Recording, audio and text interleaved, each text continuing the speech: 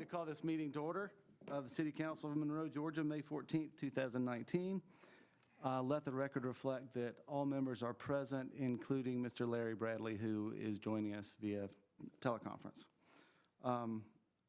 Before we move to the approval of the agenda, I just want to confirm we will have a presentation tonight by, I have to give me the name, Unchained Monroe, correct?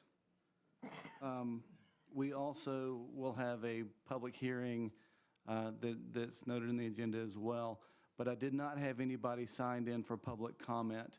So if you are interested in something other than those two items and you had intended to speak and you just signed in but did not sign in on the public comment form, I'll give you a minute if you would like to go sign in. And seeing no rush to sign a paper, we'll go ahead and get started. Mayor, if I can just briefly, on the roll call, Mr. Bradley's participating via teleconference due to illness this evening, which is one of the permitted exceptions. Just wanted that on the record, please. Great, thank you. Larry, we hope you feel better. For the approval, I need a motion, please, for the approval of the agenda. So moved. Is that Ross Bradley? Yes, sir. Thank you. I have an approval motion by Ross Bradley. Do I have a second? Second by Ms. Malcolm. Any discussion? Hearing none, all in favor signify by saying aye. Aye. Any opposed? Motion carries. Next, I need a motion for the approval of the consent agenda. These are the items that we discussed last week at our work session. Do we have a motion? Move to approve. Motion by Mr. Dickinson. Do I have a second? Second. I'm sorry, I heard a second from this side.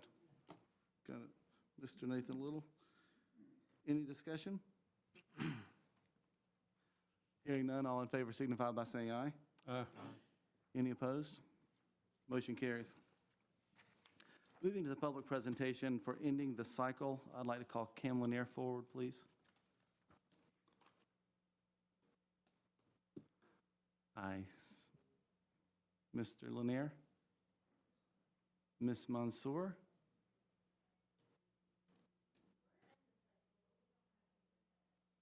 Okay, well, please, come forward. Ms. Eccles? I thought I was given the name Cam Lanier. Well, okay, well, good. We'll mark that off, and we'll put Ms. Lucia Eccles and friends. Yes, Mona and Sally. Hey, ladies, thank you. Great. Sorry. So we are in the cycle.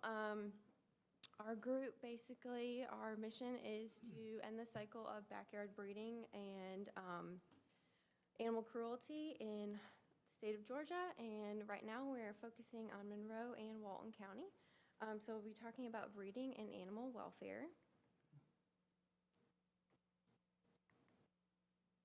What? Okay, sorry.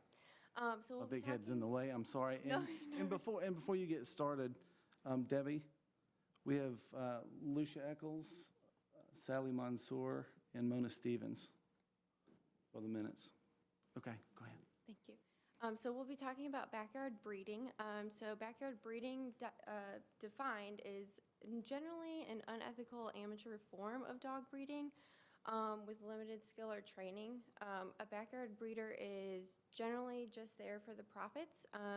They don't go the extra mile for the dogs. They generally don't go to the extent of veterinary care. The dogs suffer, their health suffers, hygiene and care suffers. Generally, they're not found in the best sanitary conditions either, the puppies. Okay. This actually is a graph of an unspayed female and her mate without spay and neuter. So this is actually over the span of 6 years. So if a unspayed female mates with a unneutered male, and then their puppies are never spayed or neutered, and the cycle continues, in 6 years, you can see that we could be up to 67,000 dogs just from 2 dogs not being spayed and neutered. And we do understand that people will spay and neuter at some point, but it's just drastic that in 6 years it can get that high. So the American Humane Society estimates that there's 2 million puppies sold annually from USDA licensed and non-USDA licensed breeders. There were also euthanizing 3 to 4 million dogs and cats in shelters. That's huge. You're putting out 2 and then you're taking away 4. And it's stating pit bulls are still the most bred dog in America. So we believe we have a breeding problem, not a pit bull problem. In the 70s, it was the Dobermans. In the 80s, Rottweilers, German Shepherds for a while. We're not really here to talk about breed. It's a cycle that we're just hoping to end and better for the society.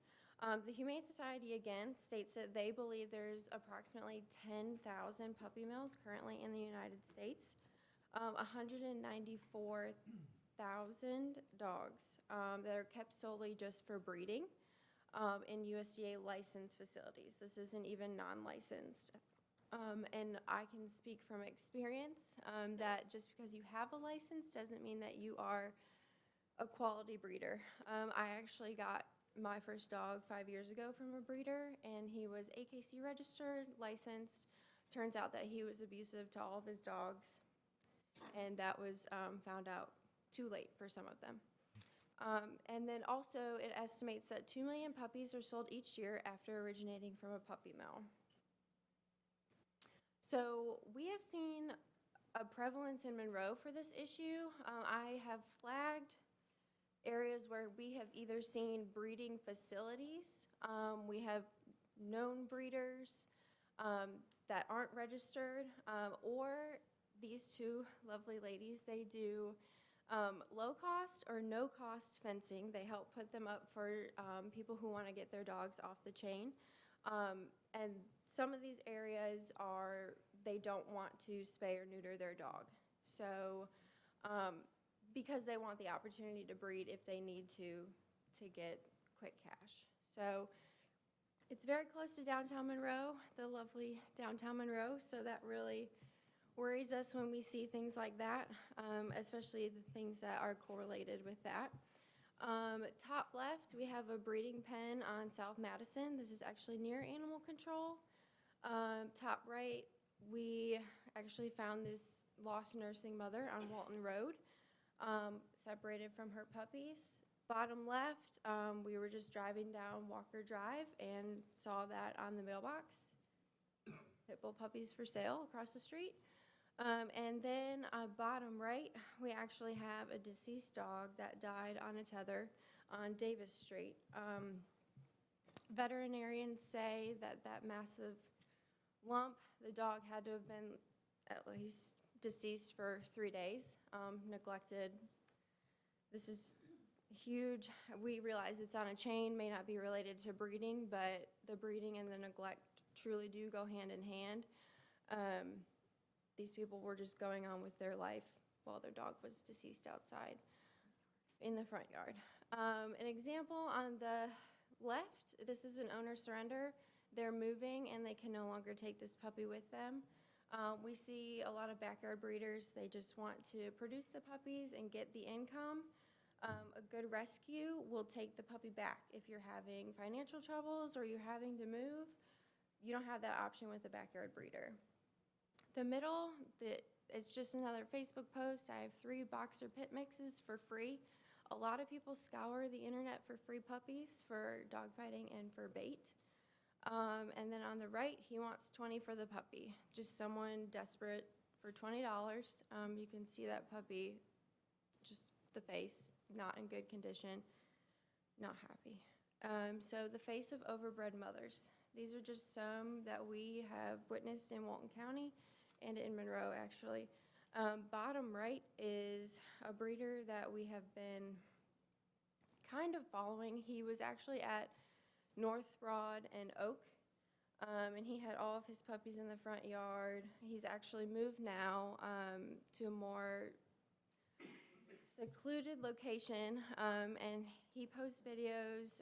He has them tethered to tractors, and he is just pumping them out all the time. Yeah, so he's not working. This is kind of the situation we run into a lot with these. They're not working. They just are trying to get some cash. Every time his dog is in heat, she's having a litter. On the left, we have someone trying to sell Labrables on Monroe Online Flea Market. They're trying to sell them as a designer dog. There are so many lab pit mixes out there in the shelter for $40 instead of $400. It's not a designer dog, and people are just trying to get that extra money. In the middle, when you find someone's driver's license on the ground and you look and you see that they're breeding pit bulls, you don't have to look hard, and it's kind of sad. They're everywhere. They're at anybody's disposal. On the right, we have a dog that was actually found microchipped to somebody in Covington, and actually that was on 510, but now they've stated that they no longer want her because she was too high energy. So signs of dog fighting. These two dogs pictured here were actually found on Booth Drive, down in a gully, and they were there for months. Okay. So this is just classic case dog fighting. The barrels, the heavy chains, the padlocks to strengthen their chests. So this is actually a quote from someone who lives off of Midland Avenue. She said, "My 16-year-old neighbor was telling me about dog fighting on Cook Street. I told him he better not be betting on dog fights, and he fell silent. I told him, don't come around me if you're involved in that." This is just an example of a dog in, yeah. So this is just behavioral benefits of spay and neuter. Better behaved, less likely to roam away from home. Just more benefits. Tumors can be prevented from spaying and neutering.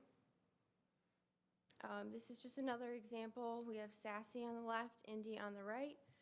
Indy was found at a home on Washington Street in a crate full of feces, no food, no water. They actually had a tarp over her, and she was dead silent. You would have never known. Sassy has been impregnated on the chain multiple times, only to be owner surrendered to animal control. 20 seconds. Oh, sorry. So one of the major issues we see is that a lot of these properties are owned by one or two of the same landlords. Yeah. Okay. I'm sorry we had to cut it short, and if you would like to speak with these nice ladies, I'm sure they would be more than happy to discuss anything with you. I just tried to give you as much time as I could. Do we have any questions? Comments? So in your wrap-up, what is it that you feel needs to happen with the city of Monroe, knowing that we have a service agreement with Walton County Animal Control? Right. So we have seen cities, counties, and states actually implement registration for your dog. Some do unaltered breeding permits. Some do a breeding license along with a business license for the city. A registration would be great because you have to register your dog every year, and it's registered to you. So any strays found, they'll know exactly who to go to. Having an unaltered permit, you could keep your dog intact, but that doesn't necessarily mean that you could breed. If Walton County is euthanizing that breed, then we don't feel like you should be able to breed more because there's already enough. There's some in the shelter. And then the business license, breeding license, it would just kind of be like an extra element along with already being licensed with the Department of Agriculture. And it would hinder people from breeding illegally. If they have to have a business license and be registered, we're going to think twice about that before they just go start breeding. Because all these end up at the county shelter, and It's costing taxpayers lots of money. And Well, we can and talk- it, we- that does sound, that sounds good, but then you have to look at it from our perspective of enforcement. And Right. how you go about that. So that's something we would have to delve into. Right.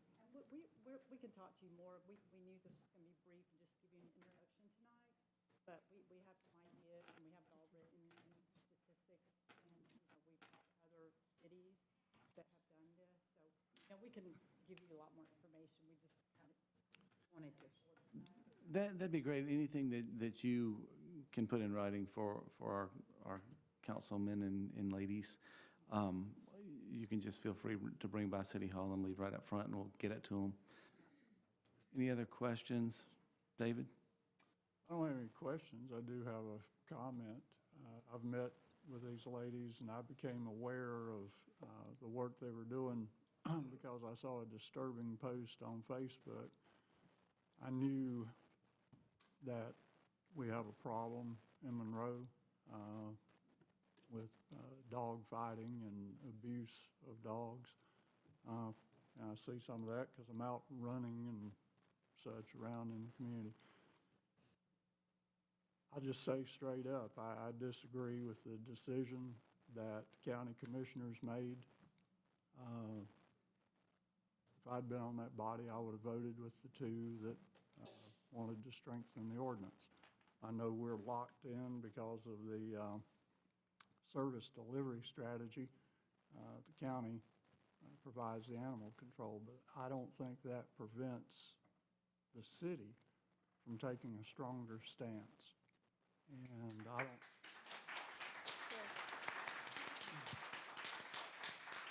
I don't know what the exact solution is, but I would like to see us discuss it as a council, discuss it with our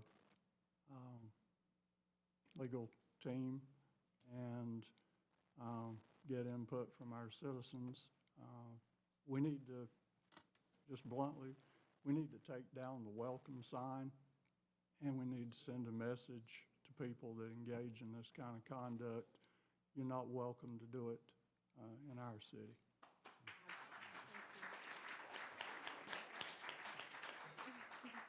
Just one more thing, we've seen things that would haunt you. They really haunt us. when we Wait, don't look like you're ready. Just because he spoke last, I mean, it's, Norma, did you have any comments? I do not. Mr. Adcock? No. Lee? I agree with Mr. Dickinson. Motion? No. Ross? I would agree with Councilman. Nathan? I think Mr. Dickinson's comments are very good. Thank you. Ladies, we appreciate your coming in, and we do appreciate your following up with us. And I think I have one question or comment from the back. Yes, ma'am? Absolutely.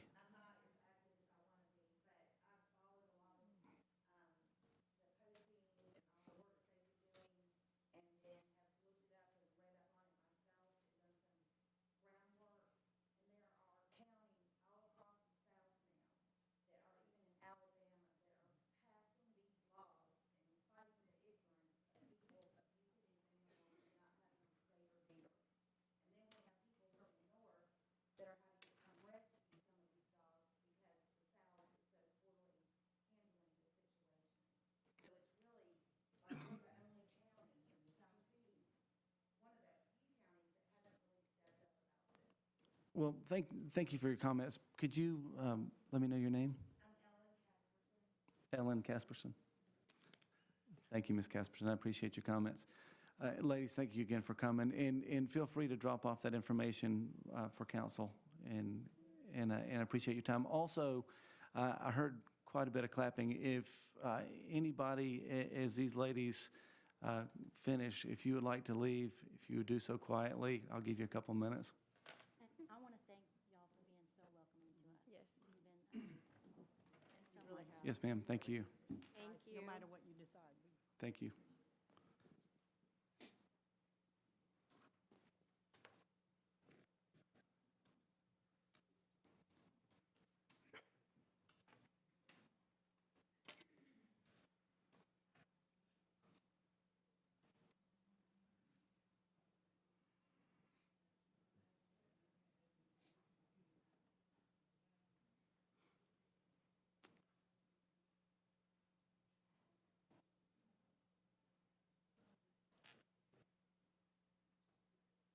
Thank you again, folks. We'll move into the public forum. We have a public hearing for a variance at 257 Boulevard. Mr. Stone? Yes, thank you, Mayor. Yes, at 257 Boulevard, there was a variance request. Went before Planning and Zoning. They approved the request. The staff recommended denial based on purely from our zoning perspective. The current lot does not, it's zoned R1 and does not meet the width requirements or the lot size requirements, which produces more nonconformity, and nonconformity in those lots are not allowed in our zoning. Additional nonconformity, also based on the zoning of the 100-foot. In addition to that, the setbacks, the side setbacks for the new building to be relocated from the Methodist Church location on the 257 to this lot location. It does not meet the setbacks. And finally, the last thing, it doesn't meet the minimum square footage of the R1, which would be 1,600 square feet, where this house is 1,400 square feet. So based on those not meeting the standards in our zoning ordinance, the staff recommended denial. Thank you. Are there any questions for Mr. Stone? Hearing none, I'll declare this portion of the meeting open for the public. Is the applicant here? Mr. Holder, you want to come forward, please? My name's Rick Holder, and I'm asking the council to approve a variance that was recommended by Planning and Zoning at their last meeting to allow me to put this historic home on the lot that I own at 257 Boulevard. House is located at 211 Boulevard. I understand the ordinance. It was explained to me well by the staff. I feel like I've been treated well by the staff and given a thorough review. The ordinance in its wisdom allows for variances, and in this case, it allows for variances that are, I believe it says, the city can consider a variance. This instance does provide a necessary improvement for the welfare of the general public. And I think that's one reason that the variance should be approved, because the Methodist Church, when this house is going to have a playground for the community, not just for the Methodist Church, and that would be for the general welfare of the public.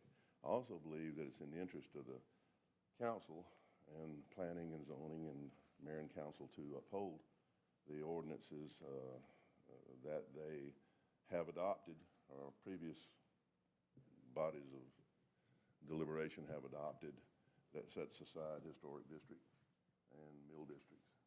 And what better way to preserve historic structures than to move one intact within the district. And nonconformities in the ordinance, nonconformities are defined as incompatible within the district involved with the permitted uses. The uses in this district are single-family homes on lots as described in a plat of Monland subdivision. Some of those lots are 50 feet, some of them are 75, some of them are 100, some of them, my neighbor has 200 and something feet. And I believe that it's in the interest, in the welfare of the public to grant this, because it sets a good example of moving a historic home. And I ask that I be allowed to move this home to this lot and not have to, I can't meet the side setbacks as written. I can't meet the lot width as written. I don't want to add on 200 feet to a historic home just because that's the ordinance. I ask that the ordinance, the variance procedure, grant me the ability to use my lot and put this house that's 1,000 feet away down the street. I ask that you grant me the ability to move this and start a process of saving a historic home. Thank you, Mr. Holder. Are there any questions? Yes, ma'am. I have a question. You know, the square footage, I'm like you, 14 versus 16, and to save a historic home is wonderful. When you relocate this home, tell me what you're going to do as far as in the relocation process and in the I'm assuming you're going to restore it? Well, I'm going to move it down the street. I'm going to keep the top on it. It's going to be, I'm not saying that, you know, we could put a teacup on the kitchen table and it wouldn't move, but it should arrive pretty safely in the same condition that it's in. I'm going to attend to the details, such as there's a part that has to be torn off because it's on a concrete slab. I'm going to fix that back. I'm going to put it on a brick foundation. You will put it on a brick foundation? Yes, I have the brick from other historic buildings, quite a lot of them. And I intend to sell the house to some family, hopefully, or person who wants a historic home on a great street. Are you planning to bring it up to code as far as the insulation, far as wiring? As far as I know, it is up to code. It has insulation. It has the type that, where you see the holes that's been blown in, as you often see on older houses. It's not terribly pretty, but it is an attempt to thread the needle, I guess, for bringing it up to code. Would you? The lights are on today. I mean, it was lived in up until, I guess, several months ago. Okay. And the reason you don't want to face Barrett is because of a issue with a, I don't have it enough frontage on Barrett. okay. Because looking at it, you know, on the Q Public, it appears that there's more Correct. frontage on that street than on the other. I don't own it. Felker's own that. I met with them and they declined to sell me that. This was when I first bought that lot. Do we have any other questions or comments for Mr. Holder? Thank you, sir. I know there are a lot of people here who would like to speak in favor, and I'm sorry, due to time, I can't permit every single one of you. Do you have a point person that you would like to come speak in favor for the church? From the church?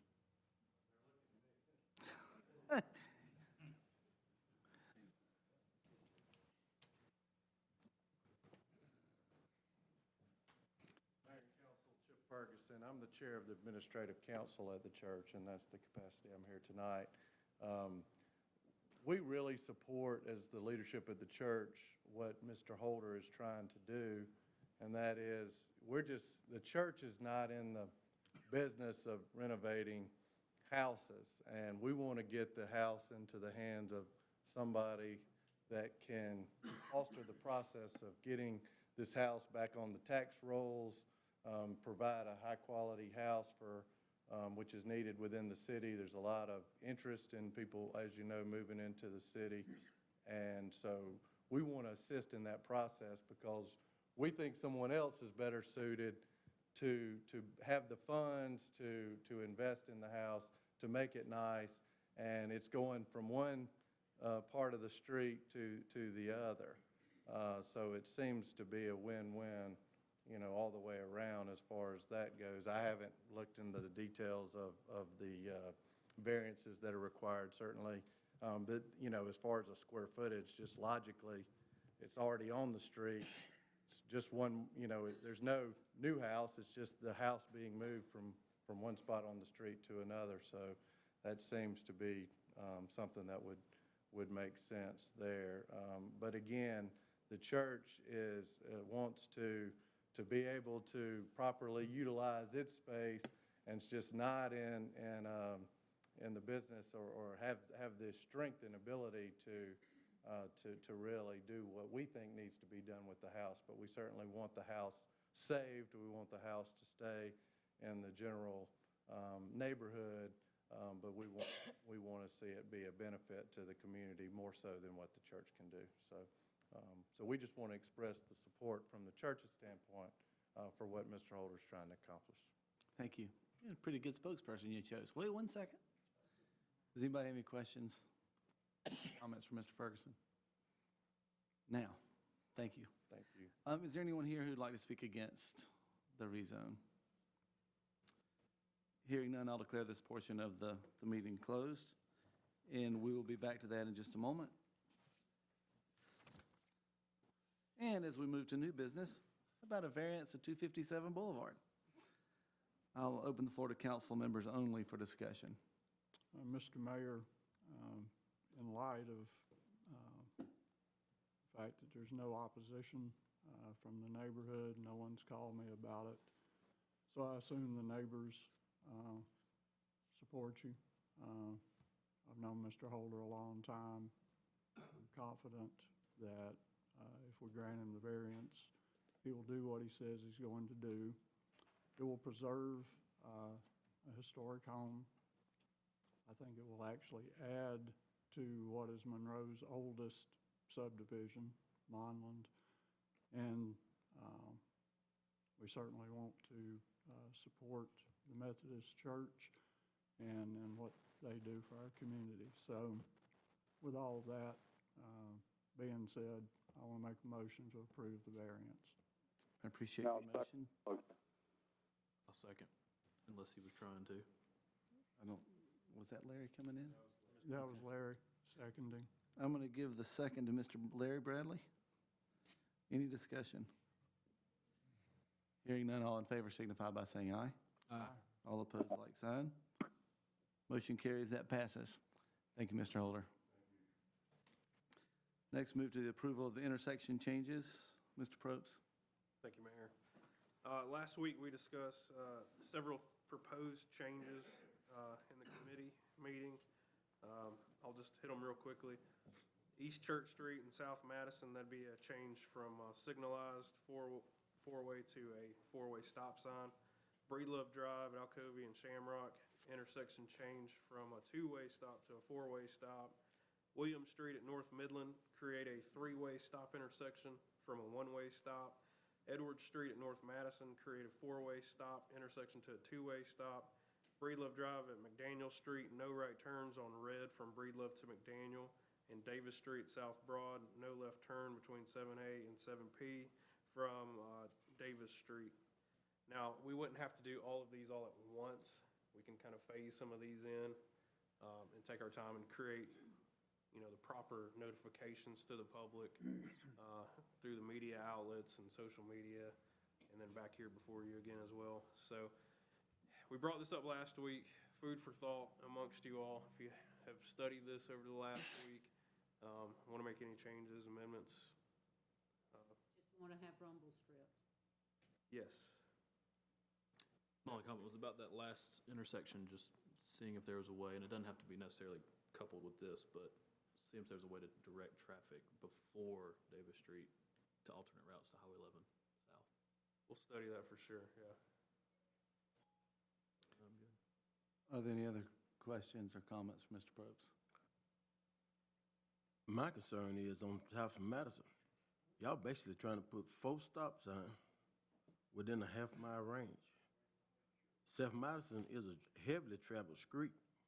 I don't know how you figured you're going to fix this congestion when every 5 seconds is a stop. I think you actually need to come out there and see how many cars come down South Madison before y'all think about putting all them stop signs on South Madison. On this one, I'd be happy to get a hopefully fairly cheap traffic study done on that one. Because I'm thinking if you got a stop sign every 10 seconds, it ain't going to take long for real congestion to occur. Just to help me understand, are you talking about transitioning a red light to the four-way stop is the issue? They're more than. You're basically talking about putting one on South Madison. If you got one at David and South Madison, right. You're trying to put one at Church in South Madison. You come to another four-way at Washington in South Madison. You got another red light at Spring in South Madison. Then when you go over there, you're trying to put another one at Eltworth in North Madison. So you basically trying to put 4 stop signs within half a mile. Well, I guess my only confusion is just that there's already a red light there. And it's going to stay there. You just adding a whole bunch of more stop signs with it. Am I confused by that, Logan? I think we're only adding Only, two. it's only a change from a signalized to a four-way stop. So it'll hit We're not- stop signs at Church Street, stop signs on South. It's a stop sign at Davis Street first. That one's not changing. Okay, but it's Already still a stop sign. Yeah. I didn't say that you were changing all of them. I'm just telling you how many stop signs and red light you're gonna be going through within a half a mile with traffic on South Madison coming so fast and so often. It's gonna be a congestion if you stopping every 5 seconds. But I think that's part of the reason to slow down traffic with a downtown green there. There are two issues at that particular intersection. One of them is safety due to pedestrian traffic as the downtown green goes more into effect. The other is inability to turn left due to traffic signalization, so folks do back up. So if you treat it in a manner that allows other people to go one by one, the traffic is not as backed up. If you having an issue with people turning left, just put a sign like you did on McDaniel. No left turn on South Madison and Church. I would recommend, I personally would rather have the stop signs, because you got to go to Madison, it's a little bit different than your no left turns on Broad Street. Traffic is so fast there. And all that would do And- is dump it back out on Broad, South Broad, and you couldn't turn left on Church, and that would cause even more issues. Because that light backs up. I don't have an issue with it. I think Mr. Garrett does. I have a major But issue with but you want to run the traffic study there prior to? I would still put rumble strips there. Oh, yeah, I think you would have to have some rumble strips at any of these changes, especially the one at Breedlove and Church Street, where your traffic's a little bit higher speed currently around those intersections. Also wanted to note, in the last 2 years, there's been 15 accidents at East Church in South Madison. How many of those involve fatalities, too? There was At least there was a one. couple, yeah.